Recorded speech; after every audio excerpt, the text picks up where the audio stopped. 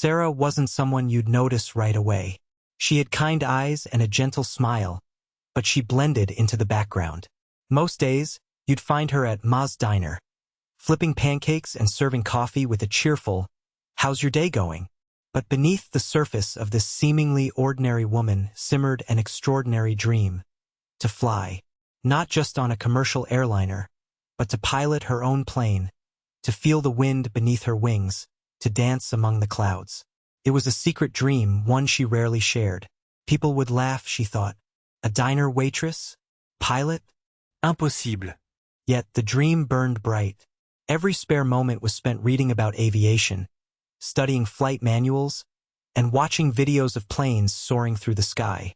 Every tip, every hard-earned dollar, was carefully tucked away into a special flight fund jar hidden in her small apartment. The jar was slowly filling, a testament to her dedication and unwavering resolve. She knew flight school was expensive, a mountain to climb, but Sarah was determined. She pictured herself in the cockpit, her hands on the controls, the world stretching out beneath her. It was a vision worth fighting for, a dream worth every sacrifice. And she would make it happen, one pancake, one cup of coffee, $1 at a time. The day Sarah finally enrolled in pilot camp felt like a dream.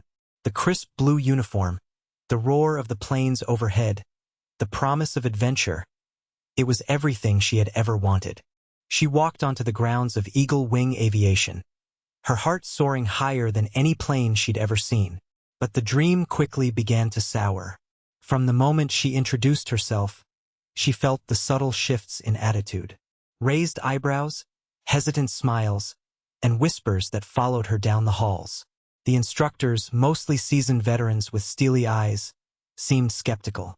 Captain Stern, in particular, barely acknowledged her presence, his gaze dismissive as he addressed the class. The other students, mostly from privileged backgrounds with family connections to the aviation industry, regarded her with a mixture of curiosity and disdain. "A waitress?" she overheard one student sneer. "What does she know about flying?" Sarah tried to ignore the prejudice to focus on the task at hand. But the doubt was palpable, a thick cloud hanging over her head. She felt like an outsider, an imposter in a world that wasn't meant for her. The initial excitement began to fade, replaced by a gnawing anxiety. Could she really prove them wrong? Could she overcome their preconceived notions and achieve her dream? Or would she forever be seen as just the waitress trying to fly? The textbooks were dense, filled with acronyms and complex diagrams that swam before Sarah's eyes. The instructors rattled off terms like airspeed velocity, stall angles, and degrees of flaps, as if everyone already knew what they meant. Sarah scribbled furiously, trying to keep up, but she often felt lost in a sea of technical jargon. The flight simulations were even more daunting.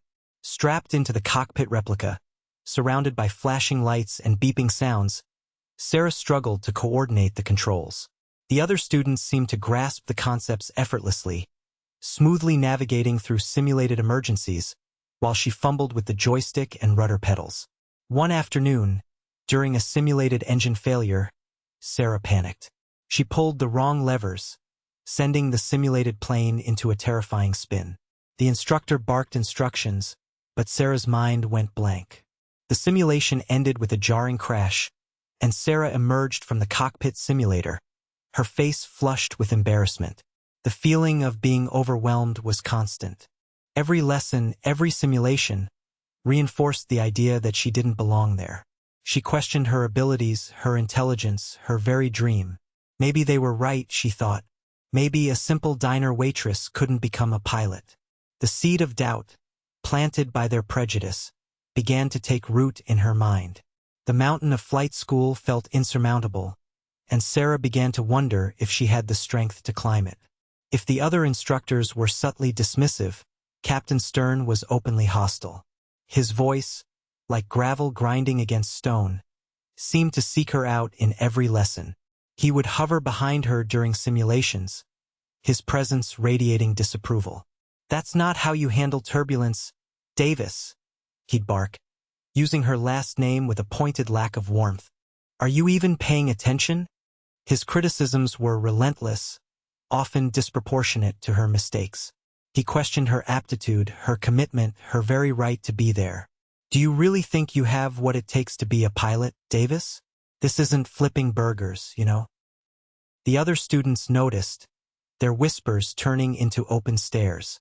Sarah tried to ignore him, to focus on improving, but Captain Stern's constant negativity chipped away at her confidence. His words echoed in her mind, amplifying her doubts and fears. He seemed determined to break her, to prove that she didn't belong. Sarah wondered what she had done to earn his ire. Was it simply her background? Or did he genuinely believe she was incapable? Whatever the reason, Captain Stern's relentless criticism became a heavy burden, making an already challenging situation almost unbearable. Each day at Eagle Wing Aviation felt like a battle, with Captain Stern leading the charge against her dreams. The simulator exercise involved a sudden wind shear, a dangerous weather phenomenon that could cause a plane to lose altitude rapidly. As Sarah flew through the simulated storm, the controls began to shake violently. A warning light flashed on the dashboard, indicating a critical system malfunction.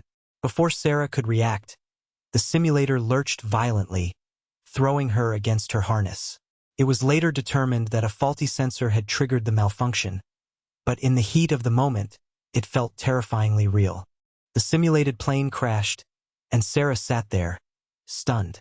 Captain Stern stormed into the room, his face a mask of anger. "Davis," he bellowed. "What was that? Inexcusable. You panicked and lost control."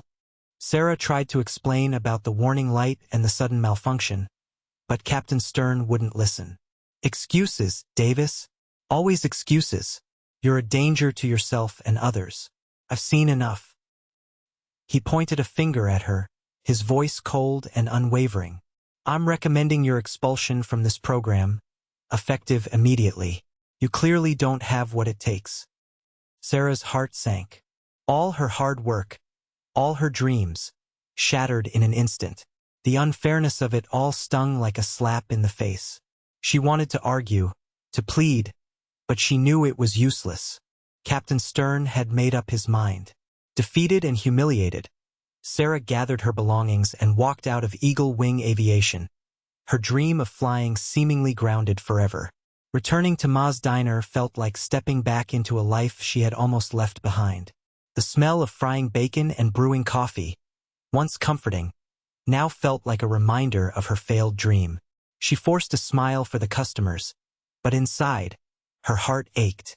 The flight manuals were packed away in a box under her bed, a painful reminder of what could have been. For a few days, Sarah wallowed in self-pity, replaying the events at Eagle Wing Aviation in her mind. Captain Stern's words echoed in her head, fueling her doubts. But Sarah was not one to stay down for long. Deep down, a spark of determination still flickered. She refused to let Captain Stern's negativity extinguish her dream entirely. She might have been kicked out of pilot camp, but they couldn't take away her passion for flying. One evening, she retrieved the box from under her bed. Dusting off the flight manuals, she began to study again. She couldn't afford another formal program, but she could continue to learn on her own. She devoured books on aerodynamics, meteorology, and aircraft mechanics. She practiced flight simulations on her old computer, honing her skills in secret. Sarah was determined to prove Captain Stern wrong, to show him and everyone else that a simple diner waitress could indeed fly. Her dream might have been temporarily grounded, but her spirit remained airborne. She would find a way, somehow, to soar again. Months passed. Sarah settled back into her routine at the diner, but her mind was always on the sky. One afternoon, while she was refilling a customer's coffee, the local radio station interrupted its broadcast with an urgent announcement. "We interrupt this program for an important news bulletin," the announcer's voice crackled. "A military jet, flying near Eagle Wing Aviation, has experienced a critical engine failure. The pilot has been forced to eject. The aircraft is now unmanned and heading in a southeasterly direction." Sarah froze, her hand trembling as she held the coffee pot. Southeasterly. That meant it was heading towards town. She knew the area well. If the jet wasn't brought under control, It would crash into the residential neighborhoods, causing unimaginable damage and potentially costing lives. The radio announcer continued, "Authorities are attempting to track the jet, but its trajectory is unpredictable. Residents in the southeasterly path are advised to seek shelter immediately." Sarah's mind raced. She pictured the jet, a powerful machine spiraling out of control, a potential disaster hurtling towards her community. She knew she had to do something, anything, to help. The aviation knowledge she had gained, the simulations she had practiced, suddenly felt more important than ever. This wasn't just about her dream anymore. It was about saving her town. Sarah's mind worked quickly, piecing together the information from the radio broadcast with her knowledge of the local geography and aviation principles. Southeasterly trajectory, prevailing winds, the location of the pilot training field. It all pointed to one horrifying conclusion. The jet, if it continued on its current course, would likely pass over the abandoned Blackwood airfield, a relic from World War II. The airfield was overgrown and dilapidated, but its runway was still relatively intact. A daring, almost impossible, plan began to form in Sarah's mind. What if she could somehow intercept the jet and guide it to a safe landing? It was a long shot, a desperate gamble, but it was the only chance she could see to prevent a catastrophe. She knew the risks were immense. She had never flown a real jet, let alone one that was malfunctioning and out of control. But she also knew that she couldn't stand by and do nothing. Her community was in danger, and she was the only one who seemed to have a plan, no matter how crazy it sounded. Sarah grabbed her car keys, a surge of adrenaline coursing through her veins. She had a jet to catch. The fate of her town and perhaps her own life depended on it. Sarah's old car sputtered and coughed as she sped down the back roads towards Blackwood Airfield. Dust billowed behind her, and the engine whined in protest, but Sarah pushed it harder, her eyes fixed on the horizon. The abandoned airfield was even more dilapidated than she remembered. Weeds grew through cracks in the runway, and the old control tower leaned precariously to one side. The wind whistled through broken windows, creating an eerie, desolate atmosphere. But Sarah didn't have time to dwell on the state of the airfield. She scanned the sky, searching for any sign of the rogue jet. The minutes ticked by, each one feeling like an eternity. She knew the jet was getting closer, and the clock was ticking. She parked her car at the edge of the runway, her heart pounding in her chest. This was it, her last-ditch effort to save her town. She had no idea how she was going to pull this off, but she was committed. Taking a deep breath, Sarah grabbed her cell phone and dialed 911. She had to alert the authorities to her plan, even if they thought she was crazy. This was a long shot, but it was the only shot they had. It was time to put her knowledge to the test. The sky was waiting. The 911 operator initially dismissed Sarah's call as a prank, but her calm demeanor and detailed knowledge of aviation convinced them to connect her to air traffic control. The controller on duty, a seasoned veteran named Bob, was understandably skeptical. "Ma'am, are you telling me you intend to intercept a runaway military jet?" he asked, his voice laced with disbelief. "Yes, sir," Sarah replied, her voice steady despite her pounding heart. "I know it sounds crazy, but I believe I can do it. I have a plan." Bob hesitated, but the urgency in Sarah's voice and the growing threat to the town convinced him to listen. He patched her through to a dedicated frequency and began to guide her, his initial skepticism slowly giving way to grudging respect. "All right, ma'am," he said. "Let's see if we can get you some eyes on that bird. What's your location?"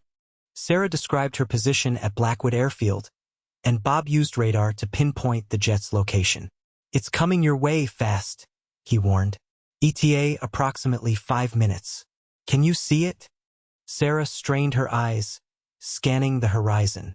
Then, a glint of metal against the blue sky. "I see it," she exclaimed. "I have visual contact." The chase had begun. "Okay, Davis," Bob's voice crackled in her ear. "The jet's autopilot is disengaged. It's flying erratically. Your only chance is to somehow get on board." Sarah knew what he was suggesting was insane, bordering on suicidal. But she also knew it was the only option. "How?" she asked, her voice barely a whisper. Bob explained that the jet was flying at a relatively low altitude, approximately 200 feet. He instructed her to position her car directly in its path, hoping she could match its speed. Then, if she was lucky, she might be able to jump onto one of the wings. Sarah hesitated for only a moment. She floored the accelerator, her car hurtling down the dilapidated runway. The jet roared closer, a monstrous metal bird screaming through the sky. The wind buffeted her car, making it difficult to steer. "Now, Davis, now!" Bob yelled. Sarah took a deep breath, said a silent prayer, and yanked the steering wheel, swerving the car directly into the jet's path. With a burst of adrenaline, she opened the car door and leaped, reaching for the wing of the passing jet.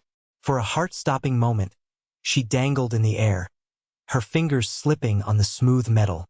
Then, with a surge of strength she didn't know she possessed, she pulled herself onto the wing, clinging for dear life as the jet soared through the sky. It was nothing short of a miracle. She was on board. Clinging precariously to the wing, Sarah inched her way towards the cockpit.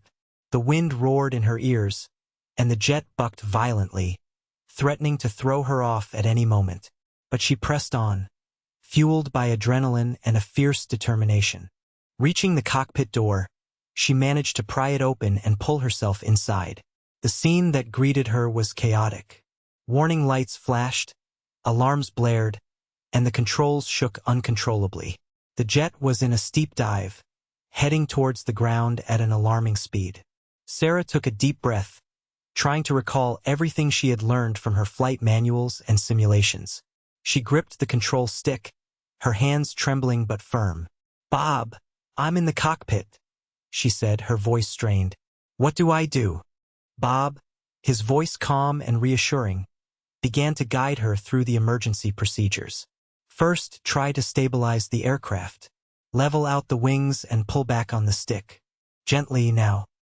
Sarah followed his instructions, fighting against the jet's erratic movements. The controls were stiff and unresponsive, but she persisted, her self-taught skills and unwavering composure shining through. Slowly, agonizingly, she began to regain control. The jet leveled out, the alarms subsided, and the flashing lights dimmed. She had bought herself some time, but the battle was far from over. Despite her best efforts, the jet continued to drift towards the town. Sarah glanced at the fuel gauge, her heart sinking. It was dangerously low. They were running out of time and the town was getting closer. "Bob, we're running out of fuel," she said, her voice tight with anxiety. "And we're still heading towards town. What are my options?" Bob's voice was grim. "There's only one option, Davis. You need to turn it around and try to make it back to Eagle Wing Aviation. It's the only runway long enough to handle a landing with this fuel level and the malfunctioning systems." Sarah knew it was a long shot.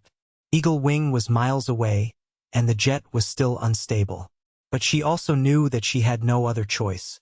With a surge of determination, she wrestled with the controls, fighting to change the jet's course. The jet shuddered and groaned, resisting her every move. But Sarah refused to give up.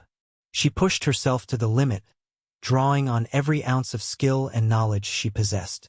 Slowly, painstakingly, she began to turn the jet around. Just as the outskirts of the town loomed into view, Sarah managed to steer the jet back towards the pilot training field. The crisis had been averted, but the most dangerous part was yet to come. She still had to land the thing. The runway at Eagle Wing Aviation loomed ahead, a beacon of hope in the face of certain disaster. But Sarah knew this was the most dangerous part of her incredible journey. The jet's landing gear was malfunctioning, the brakes were unreliable, and her fuel gauge was practically on empty. Bob's voice, calm and focused, guided her through the final approach.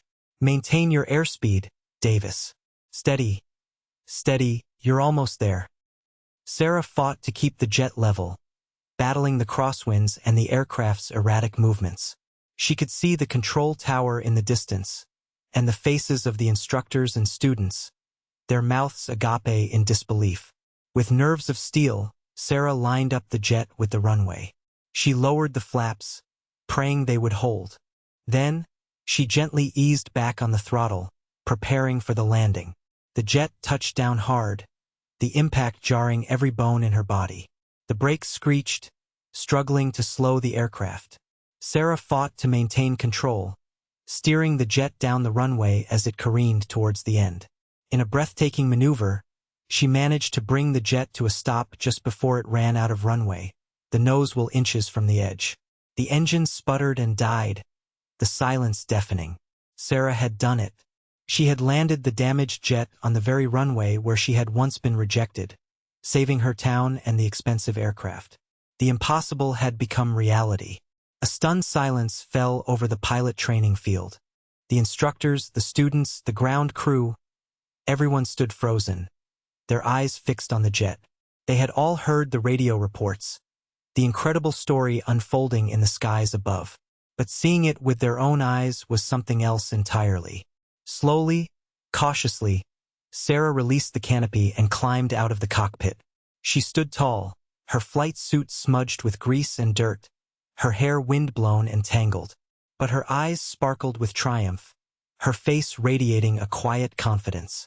Captain Stern stood at the front of the crowd, his face a mask of disbelief. His jaw hung slack, his eyes wide with shock. He had been so sure that Sarah was incapable, that she didn't belong. Now he was witnessing the impossible. The other instructors and students were equally stunned. The whispers and sneers had vanished, replaced by an awed silence. They had underestimated her, dismissed her, doubted her. And she had just proven them all wrong in the most spectacular way imaginable. As Sarah walked towards them, a small smile played on her lips. She had faced their prejudice, their doubts, and their negativity, and she had emerged victorious. The simple diner waitress had become a hero, and the world would never look at her the same way again. The news spread like wildfire. "Diner waitress lands runaway jet," the headlines screamed. Sarah's story became an instant sensation, a testament to courage, determination, and the power of believing in oneself.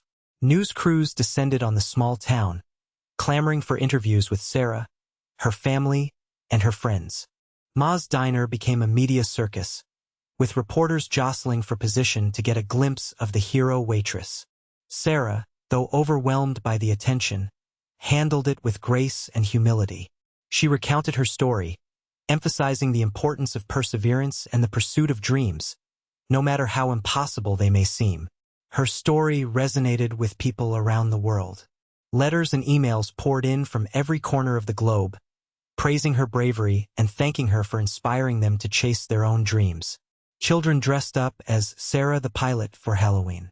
Songs were written about her daring feat. She became a symbol of hope and resilience, a reminder that anything is possible with enough determination. Sarah's quiet life as a diner waitress had been completely transformed. She was no longer just Sarah Davis. She was Sarah Davis, the hero who landed a jet. And her story was just beginning. Amidst the whirlwind of media attention, a formal invitation arrived at Ma's Diner. It was from Eagle Wing Aviation.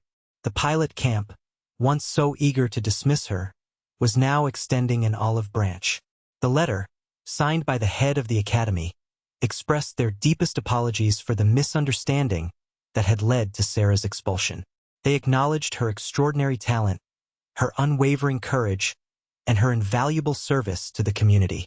To rectify their mistake, Eagle Wing Aviation was offering Sarah a full scholarship, covering all tuition, fees, and living expenses. They also pledged to provide her with the best instructors and resources available, ensuring she had every opportunity to succeed. A separate, handwritten note was included from Captain Stern. It was short and to the point, but it conveyed a sincere sense of regret. "Ms. Davis," he wrote, "I was wrong about you. You have proven yourself to be an exceptional pilot. I hope you will accept our offer and return to Eagle Wing. You have earned it." Sarah was stunned. She had dreamed of this moment, but she never thought it would actually happen. She had proven them wrong, not for revenge, but to fulfill her own potential.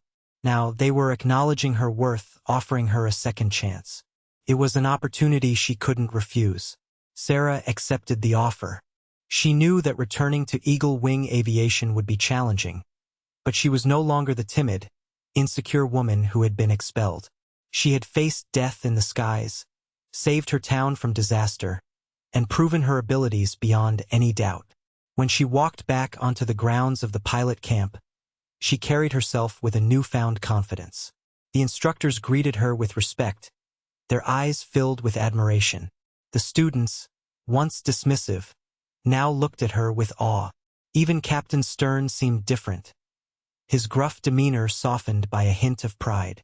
He offered her a firm handshake and a genuine smile. "Welcome back, Ms. Davis," he said. "We're honored to have you." Sarah knew that she still had a lot to learn, but she was ready for the challenge. She had earned her place among them, not through privilege or connections, but through sheer grit and determination. She was no longer just a diner waitress with a dream. She was a pilot, a hero, and an inspiration to others. The sky was calling, and Sarah was ready to answer. She was home. It was time to fly. This time, Sarah thrived. She attacked her studies with a renewed vigor, her past experiences fueling her determination. The technical jargon that had once seemed so daunting now came easily to her. The simulations, once a source of anxiety, became opportunities to hone her skills. She quickly rose to the top of her class, impressing her instructors with her natural talent and unwavering dedication. She mastered every maneuver, aced every test, and excelled in every flight exercise. She was a natural in the sky, a true pilot in every sense of the word. Sarah's success wasn't just about her own achievements. She also became a mentor to other students, especially those who had faced adversity or struggled with self-doubt. She shared her story, offering encouragement and support. She reminded them that anything is possible with hard work and perseverance. She became a role model not just for aspiring pilots, but for anyone who had ever faced prejudice or been told they weren't good enough. She showed them that obstacles can be overcome, that dreams can be achieved, and that even the most ordinary person can become extraordinary. Sarah, the diner waitress who landed a jet, had become a legend, and her legacy was just beginning. Years later, Sarah's name was etched in the annals of aviation history. She flew for a major airline, soaring across continents and oceans, carrying passengers safely to their destinations. She never forgot her humble beginnings, often returning to Ma's Diner to visit her old friends and share her stories with aspiring pilots. She also established a foundation to help young people from disadvantaged backgrounds pursue their dreams, proving that anything is possible, regardless of circumstances. But her greatest joy came from flying. Whenever she was in the cockpit, she felt a sense of freedom and exhilaration that she couldn't find anywhere else. As she soared through the sky, she remembered the day she landed the runaway jet, the day she proved everyone wrong, the day she finally realized her dream. The sun streamed through the cockpit window, illuminating her face. She smiled, her eyes sparkling with joy. She was home, where she belonged, among the clouds. And as she looked out at the world stretching out beneath her, she knew that her story was a testament to the power of perseverance, the importance of skill, and the unwavering belief in oneself. Sarah, the simple diner waitress who landed a jet, had truly earned her wings. The end.